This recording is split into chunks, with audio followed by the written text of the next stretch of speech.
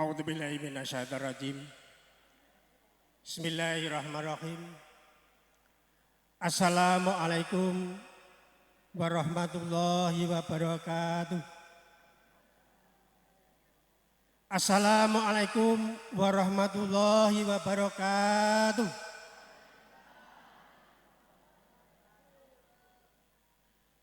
Alhamdulillah. Alhamdulillahirabbil alamin. Asyhadu an la ilaha illallah wa asyhadu anna Muhammadan abduhu wa rasuluh. Allahumma tanabbil karim sayyidina Muhammadin wa ala alihi wa ashabihi ajmain amma ba'du. Fa'udzu billahi minasyaitonir rajim. Bismillahirrahmanirrahim. Wa min ayati an khalaqakum min anfusikum azwaja litaskunu ilaiha wa ja'ala bainakum mawaddah warahmah inna fi la'idakawi yatafakarun sadaqal adim. Wonten sanipun para pebunden, para pinasepuh, sesepuh ingkang hanggung mastuti dhateng pepayuka utamen saha tansah kinabekten. Kunjuk wonten sanipun para pangembating praja miwah satri nagari ingkang pinangka songsong agung ingkang tinulat ing sasami ingkang tansah kula hormati. Kunjuk westanipun para pangarsanipun agami ingkang rinten lan dalu tansah sinanding kitab suci ilahi pinangka panuntun kiblat manembah ingkang kala aosi.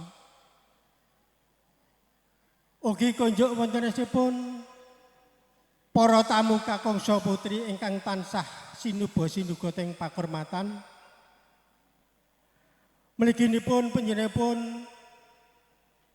Bapak Yono Fauziah Istiqomah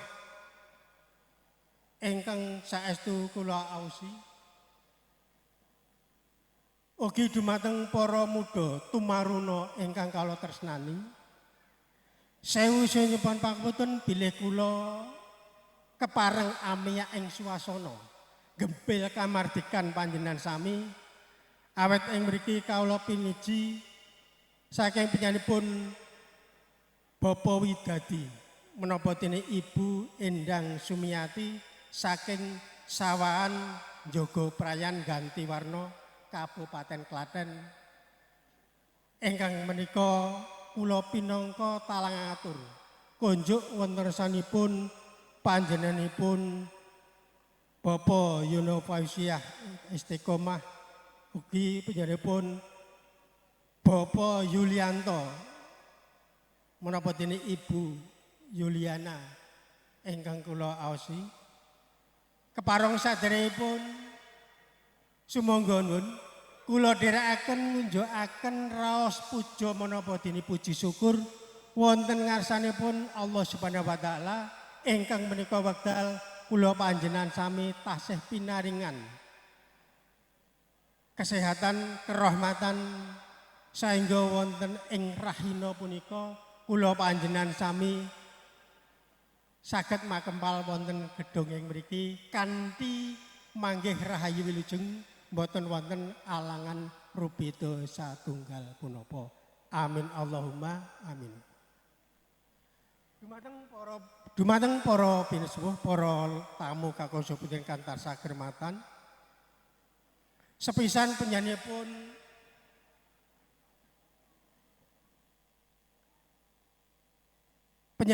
Bapak Yulianto sekalian Ibu ingkang menika wekdal tasah awet nyuwun donga pamuji panjenengan sami ingkang sepisan panjenenganipun Bapak Yulianto utawi Bapak Heri Widodo ngaturaken salam saha taklim kunjuk wonten rasanipun Bapak Ibu Yulianto ingkang lafal assalamualaikum warahmatullahi wabarakatuh. Keselamatan karahayon kalujengan kunjuk wonten rasanipun panjenenganipun Bapak Yono Fasya utawi Bapak Yulianto sekalian Ibu ing mriki saklajengipun bilih wonten wulan-wulan kepengker penyanipun Bapak Widadi menapa dene Bapak Yulianto kepareng badhe ngempalaken balung amisah badhe anjodhaken temanten sarimbit ingkang menika saksampunipun kepanggih kawilujengan saha kepanggih samudayanipun wonten saat menika badhe nglajengaken hangaturaken nggih menika syarat sarana upakarti pinangka jejangkepun salaki rabi. Dumateng para gusti ingkang kula hormati, bilih sepisan penyanipun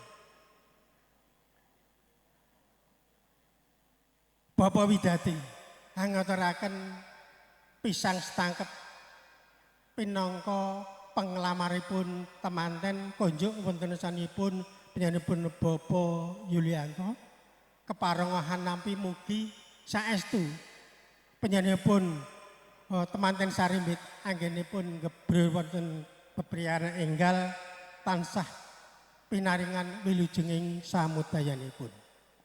Ingkang salajengipun ngaturaken sawetawis Werdana mbok bilih Werdana wilanganipun boten sepintenan mugi anggenipun miwaha putra temanten sarimbit mugi saged cekap ngajeng turah mingking. Ingkang salajengipun bilih temanten Palestri tasih gadah eyang pramila wonten ing mriki ngaturaken pengarum-arum.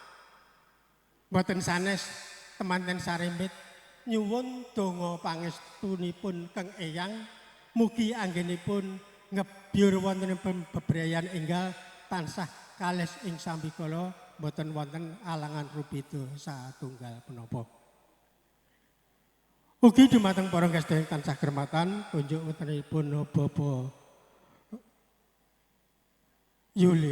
Bapak Yulianto kepareng penyanipun mriki pihak besan ngaturaken sawetawis angsal-angsal namung angsal-angsal mangkaten boten sepinten ajinipun mugi saged anggenipun ngraketaken anggenipun sami bebesanan.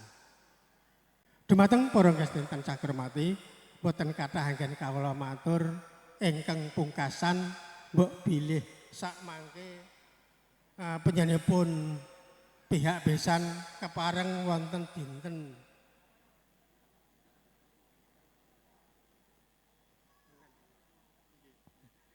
Senin wonten penyanipun Bapak Widadi kepareng supados penyanipun pihak besan anganti temanten sarimbit mugi tumuju wonten jonggrangan ganti warna ingkang kepareng badhe dipun suwunaken donga pangestu dumateng sanak kadang tangga tepalih. Mbok bilih makaten anggen saged kawula aturaken namung wonten atur kula wiwit purwa madya ingsanipun wonten kekirapun kawula namung nyenadang sih samudra pangapami mugi kepareng ambedane talinging samudra pangsami kinarya jampi usadaning kawula. Mekaten kirang langkungipun mbok bilih sepindah malih sak mangke sampun paripurna wontene pahargyan ingkang prasaja menika penyanipun Bapak pihak besan badhe kondur lengser pisawanan mugi saged pinanggih malih wonten benjing wontenipun jonggrangan mugi-mugi tansah Allah tansah paring wilujeng ing samudaya.